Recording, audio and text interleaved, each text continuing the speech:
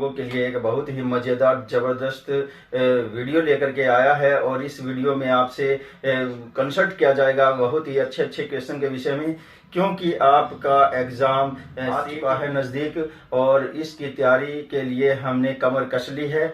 आप भी रहिए तैयार, जल्द ही कॉम्बो पर कॉम्बो वीडियो आती जा रही हैं और इनको आप पढ़िए, समझिए और याद रखिए। हेलो एवरीबॉडी, मैं संजय कुमार हाजिर हूँ आप सबके सामने आपका अपना स्टडी चैनल लेकर के स्टडी 888 बहुत ही बढ़िया वीडियो सीरीज के साथ मैं हाजिर हूँ आप सबके सामने। 50% लेकर के आया हूँ एक ही वीडियो में आप लोगों के लिए लेकर आया हूँ 50% की ये सीरीज आपको करेगी कामयाब और आपकी लाइफ में जो है खोलेगी कामयाबी के गेट। स्टडी 888 खोलेगा कामयाबी के गेट, स्टडी 888। तो देखिए, ज़्यादा समय न लेते हुए वीडियो को हम शुरू करने जा रहे हैं। अगर आपको ये वीडियो अच्छी लगे, अगर ये वीडियो आपको यूजफुल लगे, अच्छी लगे, तो आप लाइक कमेंट शेयर करना न भूलिए, ये आपका वादा है मुझसे। और अगर आप इस चैनल पर नए हैं तो सब्सक्राइब करना भी न भूलें। ऐसी ही वीडियो मैं जो है हर बार आपके लिए लेकर के आता रहूंगा और जो आपको कामयाब करने में अहम भूमिका निभाएगी। चलिए अगला हमारा पहला क्वेश्चन देख लेते हैं। पहला क्वेश्चन है, हड़प्पा सभ्यता कैसी सभ्यता थी? हड़प्पा सभ्यता जो थी वो कैसी सभ्यता थी, ये पूछा गया है। सरस्वती सिंधु सभ्यता से संबंधित ये स्थान है।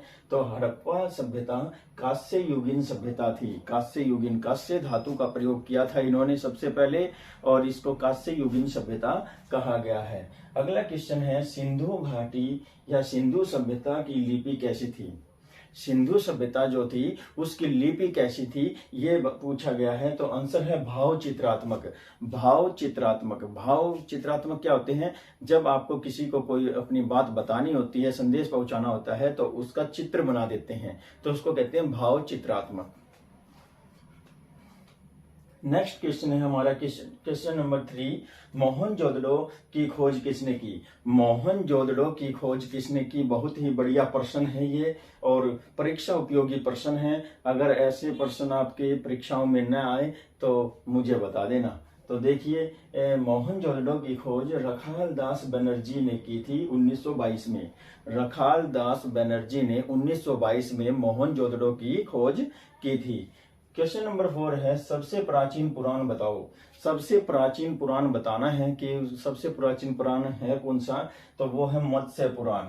मत्स्य पुराण ये ऐसा पुराण है जिसमें बताया गया है कि मनुष्य की उत्पत्ति मछली से हुई है। इस पुराण के माध्यम से ये बताया गया है। और क्वेश्चन नंबर 5 पूछ रहा है, आग का आविष्कार कब हुआ? आग का आविष्कार कब हुआ? तो आग का आविष्कार पूरा पाषाण काल में हुआ। आग का आविष्कार पूरा पाषाण काल में हुआ। नेक्स्ट क्वेश्चन है, प्राचीन हिंदू विधि का लेखक कौन था? यानी कि प्राचीन हिंदू विधि जो कानून बनाए थे हिंदुओं के सबसे पहले, वो कौन था? उसको लिखने वाला कौन था? तो वो था मनु। कौन था? मनु। मनु नाम का जो राजा हुआ है उसने पहले नियम बनाए हैं हिंदू धर्म के। नेक्स्ट क्वेश्चन है हमारा, आर्य भारत कब आए?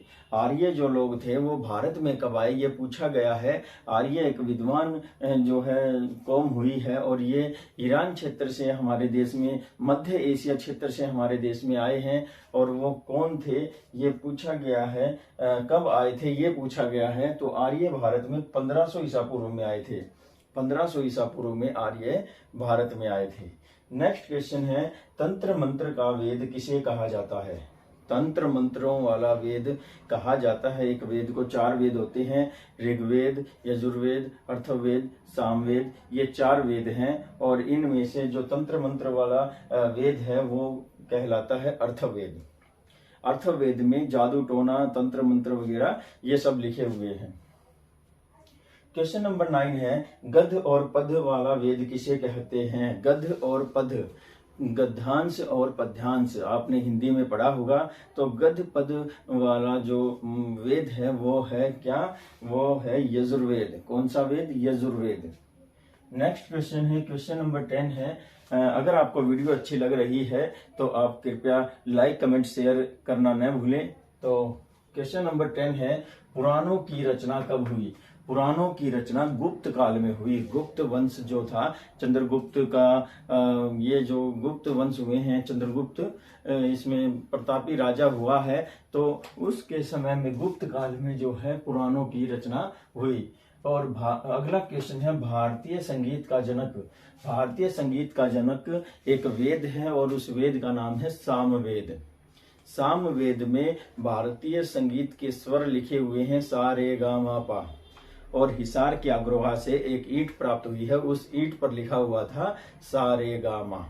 तो ये शब्द जो हैं कहाँ लिखे हुए हैं? सामवेद में। नेक्स्ट क्वेश्चन है, उपनिषद की विषय वस्तु क्या है? उपनिषद जो हुए हैं हमारे, उनकी विषय वस्तु क्या है? तो उनकी विषय वस्तु है दर्शन। दर्शन ही उनकी विषय वस्तु है कि भारत के कल्चर की उन्होंने जो उपनिषद के माध्यम से दर्शन कराए हैं। अगला क्वेश्चन है, सतपथ ब्राह्मण किससे संबंधित है? सतपथ ब्राह्मण, तो सतपथ ब्राह्मण किससे संबंधित है? देखिए यहाँ पर गद पद वाला जो वेद आया था वो यजुर्वेद आया था, और सतपथ ब्राह्मण भी यजुर्वेद से ही संबंधित है। क्वेश्चन नंबर 14 है, सिंधु घाटी का मुख्य व्यवसाय क्या था? तो सिंधु घाटी का मुख्य व्यवसाय कृषि था। क्या था? कृषि। सिंधु घाटी का मुख्य व्यवसाय कृषि था। नेक्स्ट क्वेश्चन है, खरोष्टी लिपि कैसी लिखी जाती थी? यह खरोष्टी लिपि जो है वो कैसे लिखी जाती थी? एक लिपि होती थी जिसका नाम था खरोष्टी, और उसको कैसे लिखा जाता था? दाएं से बाएं की ओर। जैसे उर्दू लिखी जाती है ना, दाएं से ऐसे बाएं की ओर, इसे हम उल्टा लिखना कहते हैं, है ना। हम कैसे लिखते हैं? ऐसे लिखते हैं, लेकिन ये दाएं से बाएं की ओर चलती है, इसको खरोष्टी लिपि कहते हैं। क्वेश्चन नंबर 16 है, मोहनजोदड़ो व हड़प्पा स्थलों की खुदाई के प्रभारी कौन थे?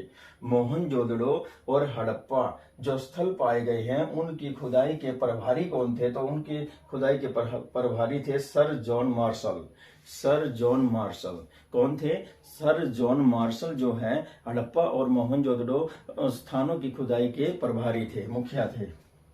नेक्स्ट क्वेश्चन है, आदि मानव ने सर्वप्रथम सीखा था। आदि मानव ने सर्वप्रथम क्या सीखा था? तो आदि मानव ने सर्वप्रथम आग जलाना सीखा था। वो मैंने आपको बताया था ना, मैं अपने स्टूडेंट्स को बताता हूँ, मैं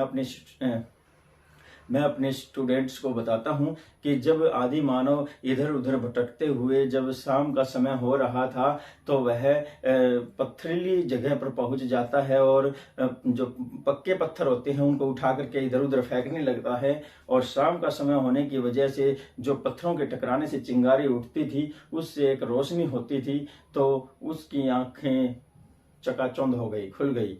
तो उसने उन पत्थरों को बार बार रगड़ना शुरू किया। इस तरह से एक दूसरे से पत्थर को टकराने पर चिंगारियां उठने लगी, और पास पड़ी घास फूस में वो चिंगारी जा पड़ी और वहां आग लग गई। तो सबसे पहले अनजाने में ही उसने आग की खोज की थी। नेक्स्ट क्वेश्चन है हमारा, हड़प्पा कहाँ स्थित है? हड़प्पा जो स्थल है सिंधु घाटी सभ्यता का, तो वो हड़प्पा नामक स्थान कहाँ है? तो वो है रावी नदी के किनारे पर। रावी नदी के किनारे पर हड़प्पा जो है वो स्थित है, और ये पंजाब में है। पंजाब केवल हिंदुस्तान में ही नहीं है, पंजाब आधा पाकिस्तान में भी है। अगला क्वेश्चन है, हड़प्पा की खुदाई हुई थी। हड़प्पा की खुदाई किसने की थी?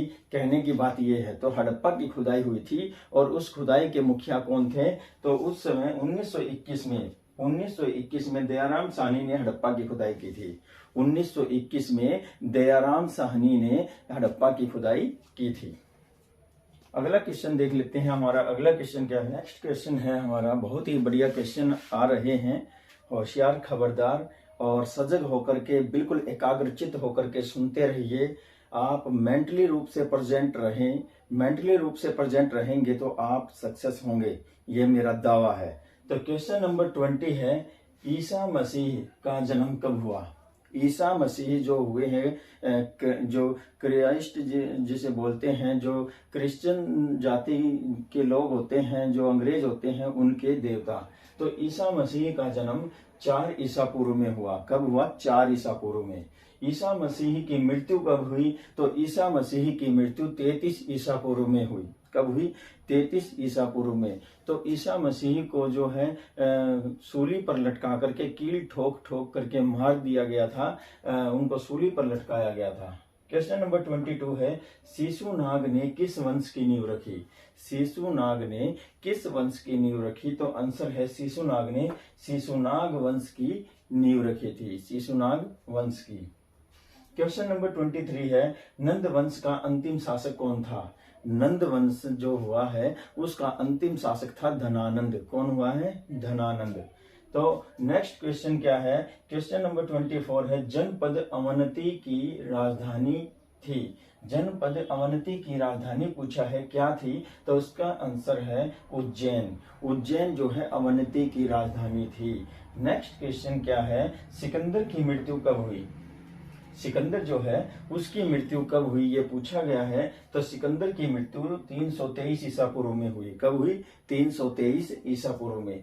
नेक्स्ट क्वेश्चन है, मौर्य वंश का संस्थापक कौन था? मौर्य वंश जो हुआ है, चंद्रगुप्त मौर्य जिसके संस्थापक हुए हैं, तो उस वंश का संस्थापक कौन था? अभी तो बताया, चंद्रगुप्त मौर्य। नेक्स्ट क्वेश्चन, विष्णु पुराण में किस वंश का जिक्र है? विष्णु पुराण में किस वंश का जिक्र है? तो मौर्य वंश है भाई, मौर्य वंश। मौर्य वंश का जिक्र है। चंद्रगुप्त किस धर्म को मानते थे? चंद्रगुप्त किस धर्म को मानते थे? चंद्रगुप्त जैन धर्म को मानते थे। किस धर्म को? जैन धर्म को। अगला क्वेश्चन देख लीजिए, चंद्रगुप्त का गुरु कौन था? तो चंद्रगुप्त का गुरु पूछ लिया गया है जिसने धनानंद का सत्यानाश करवाया, और उसका गुरु था चाणक्य। चाणक्य का अन्य नाम पूछा जा रहा है। चाणक्य का अन्य नाम क्या है? विष्णुगुप्त। और विष्णुगुप्त और चाणक्य को ही कौटिल्य भी कहा गया है। और कौटिल्य ने क्या लिखा था? अर्थशास्त्र लिखा था। इसने मौर्य का साथ देकर के धनानंद का सत्यानाश क्यों किया? तो इसके पीछे एक रोचक कहानी है। जब प्रतिभोज बुलाया गया था धनानंद के दरबार में, तो सभी लोग आए हुए थे खाना खाने के लिए। तो जो चाणक्य जी हैं, ये जाति से ब्राह्मण हैं, और इन्होंने जो है अपने स्थान का इंतजार किया, अपना स्थान मांगा, कहा कि राजन मेरा स्थान बताइए, मैं कहाँ बैठ करके खाऊं। तब उसने अपशब्द कहते हुए, इनका तिरस्कार करते हुए तुच्छ स्थान इनको देना चाहा। और उस समय ब्राह्मणों का एक अलग ही स्थान होता था। तब ये बात सुनने के बाद वो अपमानित महसूस करने लगे, और उन्होंने वहीं सभा में शपथ ली, सौगंध ली कि मैं अपनी शिखा को, यानी कि अपनी चोटी को तब तक नहीं खोलूंगा, या तब तक नहीं इसको खोलूंगा, इसकी गांठ उसने लगाई कि जब तक वो धनानंद का सर्वनाश न कर दे, ये कहा। तो ये एक रोचक कहानी है, आपने पढ़ा होगा, सुना होगा। मैं फिर से रिपीट कर रहा हूँ। मैं ये तो नहीं कह रहा पहली बार बता रहा हूँ। अगर किसी को पहली बार सुनाई दी है तो उसके लिए पहली बार बता रहा हूँ, ठीक है। तो अगला क्वेश्चन देखिए। अगला क्वेश्चन है, अशोक के पुत्र का क्या नाम था? अशोक के 2 बच्चे थे जिनको उसने कहाँ भेजा था? लाहौर भेजा था, लाहौर जीतने के लिए, लाहौर युद्ध में भेजा था हिस्सा लेने के लिए। तो उनकी पुत्री का तो नाम था संघमित्रा, और पुत्र का नाम था महेंद्र। क्या था? महेंद्र। नेक्स्ट क्वेश्चन देख लेते हैं, शुंग वंश की नींव किसने रखी? शुंग वंश हुआ है और उसकी नींव किसने रखी? पुष्यमित्र शुंग ने। पुष्यमित्र शुंग ने शुंग वंश की नींव रखी थी। नेक्स्ट क्वेश्चन है, सांची का स्तूप कहाँ है? सांची का स्तूप जो है वो कहाँ है ये पूछा गया है। तो सांची का स्तूप है मध्य प्रदेश के भोपाल में। मध्य प्रदेश के भोपाल में सांची का स्तूप स्थित है। अशोक ने बनवाया था, अशोक के शासनकाल में बना था ये। अशोक के स्तंभ को सर्वप्रथम किसने पढ़ा? तो अशोक के स्तंभों को पढ़ा जाना बड़ा ही मुश्किल था, लेकिन सबसे पहले जो है इसको पढ़ा गया 1837 में, और जेम्स प्रिंसेप ने जो है सबसे पहले अशोक के स्तंभ को पढ़ा। नेक्स्ट क्वेश्चन है, मौर्य वंश का अंतिम शासक कौन था? मौर्य वंश का अंतिम शासक पूछ लिया गया है। पहला शासक था चंद्रगुप्त मौर्य, अंतिम शासक बृहद्रथ था। कौन था? बृहद्रथ। क्या है? बृहद्रथ। तो नेक्स्ट क्वेश्चन है, शुद्ध सोने के सिक्के किसने चलाए? शुद्ध सोने के सिक्के चलाए गए थे तो वो किस समय में चले थे? कुषाण वंश ने चलाए थे।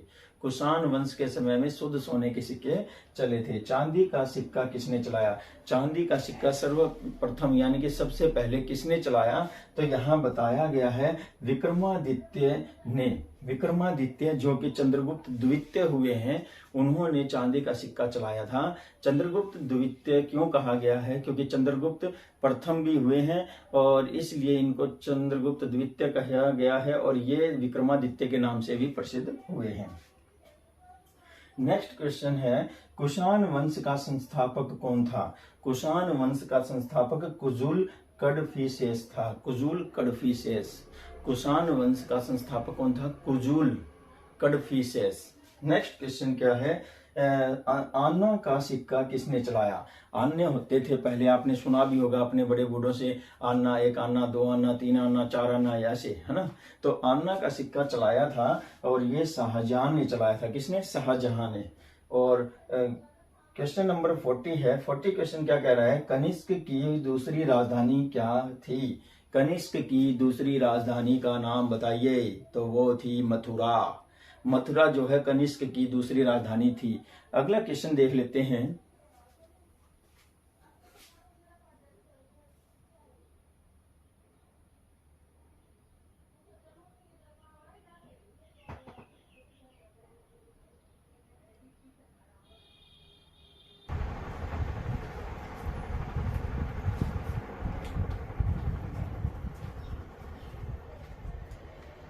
तो धीरे धीरे हम अंतिम पड़ाव में आते जा रहे हैं और हमारा आज का इस वीडियो का 41 नंबर क्वेश्चन जो है वो क्या है? ये थोड़े हटकर के क्वेश्चन है, जो 10 क्वेश्चन है। देखिए, विश्व मौसम संगठन का मुख्यालय कहाँ स्थित है? प्रश्न पूछ रहा है विश्व मौसम संगठन का मुख्यालय कहाँ है? तो वो है जिनेवा में। कहाँ है? जिनेवा में। अगला क्वेश्चन क्या देख रहे हैं भाई? लाइक कीजिए, कमेंट कीजिए, शेयर कीजिए और अगर नए हैं तो सब्सक्राइब कीजिए। अगला क्वेश्चन, क्वेश्चन नंबर 42, एशिया में मछली का सर्वाधिक उत्पादन कौन करता है? तो एशिया में सबसे ज्यादा मछली पकड़ी जाती है चीन में। चीन ही मछली का सबसे ज्यादा उत्पादन करता है। क्वेश्चन नंबर 43 नंबर क्वेश्चन है, हाइड्रोजन बम आधारित है। हाइड्रोजन बम किस सिद्धांत पर आधारित है? ये पूछ रहा है। तो हाइड्रोजन बम नाभिकीय संलयन पर आधारित है। नाभिकीय संलयन, एक होता है विखंडन, एक होता है संलयन। विखंडन में बिखरता है, संलयन में संयोजित होते हैं। नेक्स्ट क्वेश्चन क्या है? क्वेश्चन नंबर 44, सांस्कृतिक केंद्र भारत भवन कहाँ स्थित है? सांस्कृतिक केंद्र है और ये भारत भवन के नाम से है और ये कहाँ स्थित है? तो ये भोपाल में है, मध्य प्रदेश के भोपाल में। नेक्स्ट क्वेश्चन है, क्वेश्चन नंबर 45 है और पूछ रहा है सारगैसो सागर कहाँ स्थित है? सारगैसो सागर कहाँ स्थित है?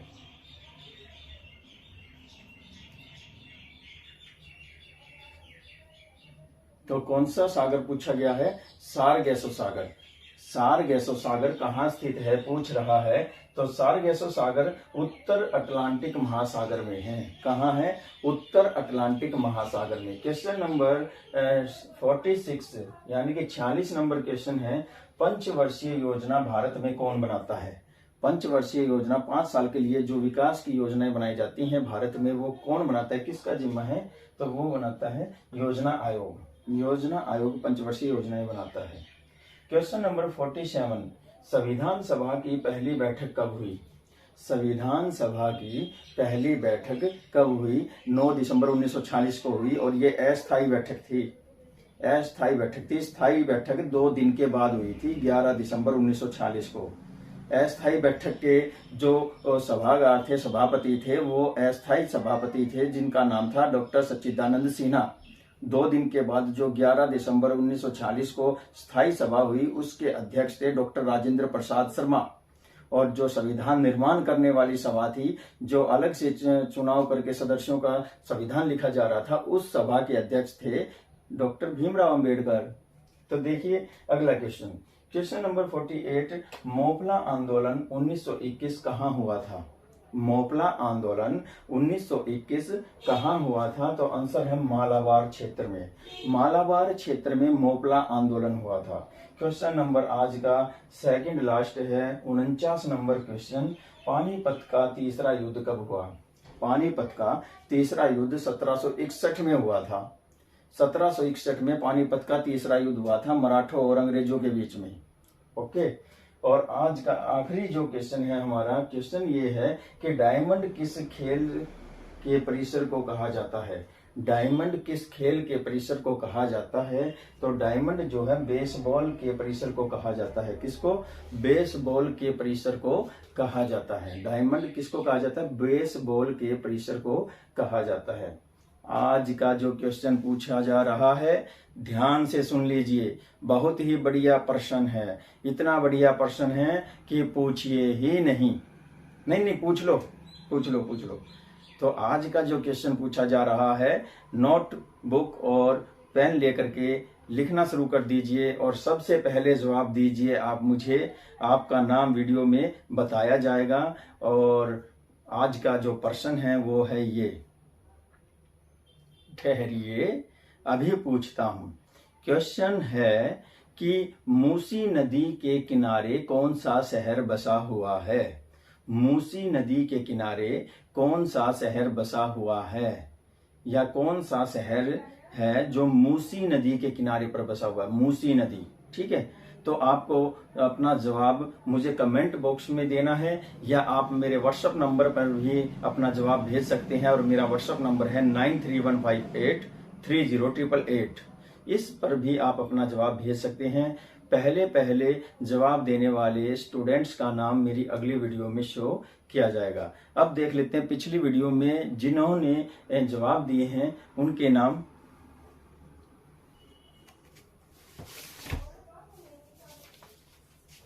तो पहला नाम है ऋषिकेश जी। ऋषिकेश जी पहली बार इस वीडियो में अपना स्थान प्राप्त कर पाए हैं, सबसे शीघ्र इनका जवाब आया है। दूसरा नाम है काव्या। काव्या ने भी बहुत ही बढ़िया जवाब दिया है और ये भी पहली बार इस वीडियो सीरीज में आई है।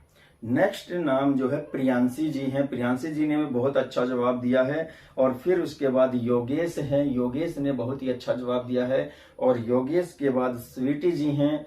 और स्वीटी जी के बाद फिर अनिल जी हैं। अनिल जी ने भी बहुत ही बढ़िया जवाब दिया है। और फिर जतिन है। और जतिन के बाद पंकज है। और पंकज के बाद नितिन है। नितिन के बाद पूरव है। पूरव भी पहली बार इस वीडियो में अपना नाम लाने में कामयाब हुए हैं। और फिर आते हैं हनी।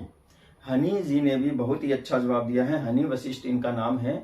और फिर अगला नाम है नीलम। नीलम जी ने भी बहुत ही बढ़िया जवाब दिया है। और फिर नाम है केशव। केशव भी बहुत ही अच्छा जवाब दे करके अपना नाम इस वीडियो में लाने में कामयाब हुए। इन्होंने भी बार बार पूछ रखा था मुझसे कि सर मेरा नाम नहीं आ रहा, सर मेरा नाम नहीं आ रहा। मैंने तो जल्दी जवाब दिया था, लेकिन इस बार इन्होंने सबसे सतर्कता दिखाते हुए जल्द से जल्द अपना जवाब भेजा और उनका नाम इस वीडियो में आ गया। तो इसी के साथ ही मैं इस वीडियो का समापन करने जा रहा हूं।